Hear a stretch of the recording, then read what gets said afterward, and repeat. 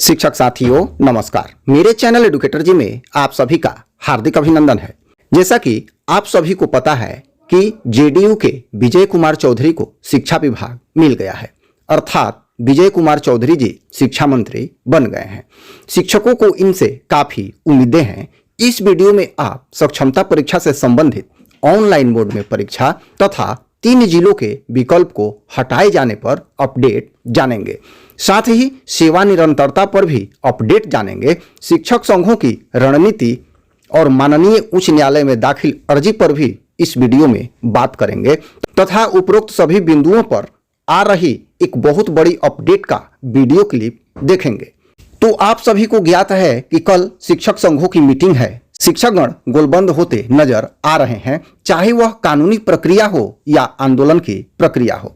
इसका उदाहरण स्पष्ट सामने है कि आज 3 फरवरी हो गया किंतु अभी तक नियोजित शिक्षक सक्षमता परीक्षा का फॉर्म नहीं भर रहे हैं।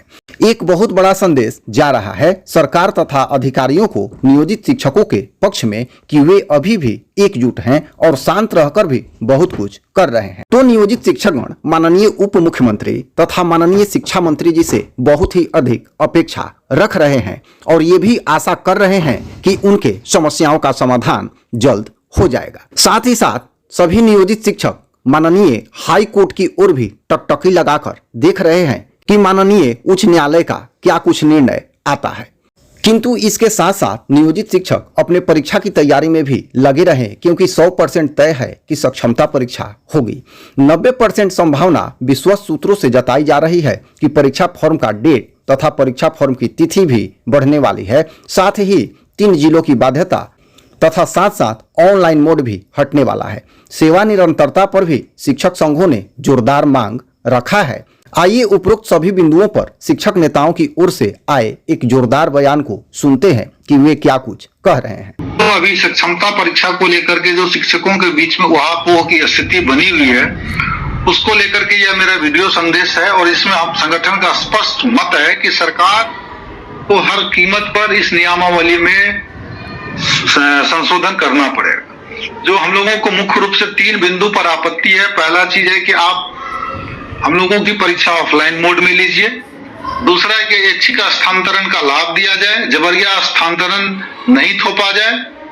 और हम लोगों को की जो सेवा है, किन्हीं शिक्षक साथियों का 3 वाले का 21 साल, 5 वाले का आपको 19 साल, 6 वाले का 18 साल और टीटी वाले अक्सर में 10 साल 11 साल की जो सेवा दी है, उनको सेवा का अकाउंट वहां से किया जाए और उस सेवा अवधि का भी लाभ इसमें समाहित किया जाए।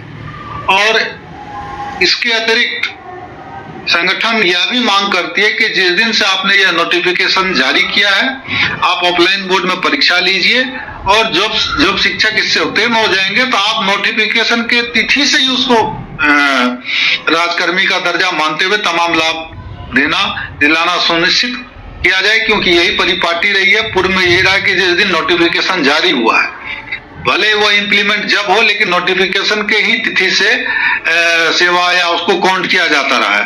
तो ये मुख्य बिंदु है जिस पर कि हम लोगों को सरकार से हमारी मांग है। और हम लोगों ने नई सरकार बनी है, उसमें भी हम लोगों ने सरकार के मंत्रियों से को लिख करके या माननीय मुख्यमंत्री को भी लिख करके दिया गया है कि आप इसे तमाम अमेंडमेंट लाने का काम करें, ताकि शिक्षक अपने आप को मायूस और प्रताड़ित महसूस नहीं करे। आपने स्पष्ट कहा था गांधी मैदान से कि हम एक मामूली परीक्षा लेकर के तमाम लोगों को राजकर्मी का दर्जा देने जा रहे हैं। तो मैं माननीय मुख्यमंत्री से इस वीडियो के संदेश के माध्यम से अपील करता हूं कि आपने जो मामूली परीक्षा की बात कही थी और विभाग जिस तरह से इसमें बातें आ रही हैं, जो बातें निकल कर आ रही हैं, उससे तो स्पष्ट हो रहा है कि यह मामूली परीक्षा नहीं, बहुत ही गैर मामूली परीक्षा होने जा रहा है। जो लोग अपने जीवन के 50 वसंत पार कर चुके हैं, 55 वसंत पार कर चुके हैं, आप उनको कह रहे हैं कंप्यूटर पर परीक्षा दे दीजिए। आप उनको कहते हैं कि 7 बजे के बाद अगर अपने निकटतम ICTC लैब में या ट्रेनिंग सेंटर में जाकर के कंप्यूटर का प्रशिक्षण लीजिए, प्रैक्टिस कर लीजिए। हमारे लगभग आधे से अधिक शिक्षक 1 तारीख से मैट्रिक और इंटर की परीक्षा में गार्ड के ड्यूटी में रहेंगे, विजिलेटर के काम करने जा रहे हैं। अब आप बताइए कि इस विषम परिस्थिति में ऐसे समय में उनके पास कितना समय बचेगा उन चीजों की तैयारी करने के लिए, वहां जाने के लिए। तो जो टाइमिंग है अभी अभी हम तमाम लोग इंटर के परीक्षा में व्यस्त होने जा रहे हैं, तमाम लोग मैट्रिक के परीक्षा में व्यस्त होने जा रहे हैं। उसके बाद हमको लग रहा है लोकसभा का बिगुल बजने वाला है, तमाम लोग लोकसभा में व्यस्त हो जाएंगे। तो यह जो टाइमिंग है, यह टाइमिंग तो ऑटोमेटिक हम शिक्षकों को मानसिक रूप से कहीं ना कहीं बीमार कर देगा। लोग कैसे कर पाएंगे? इसलिए माननीय मुख्यमंत्री से प्रार्थना है कि आप ऑफलाइन मोड में परीक्षा लीजिए, जबरिया स्थानांतरण को हटाने का काम कीजिए, हम लोगों को ऐच्छिक स्थानांतरण का लाभ दीजिए। जो जिन शिक्षक को जिस जिला में जाना हो, जो दूर दराज के लोग हैं, उनको वहां भेजने का काम कीजिए, है ना। जो काम वो अपने घर के पास कर सकता है, अपने 10 किलोमीटर के दायरे में कर सकता है, आप उसको 3 जिला भेज दीजिएगा।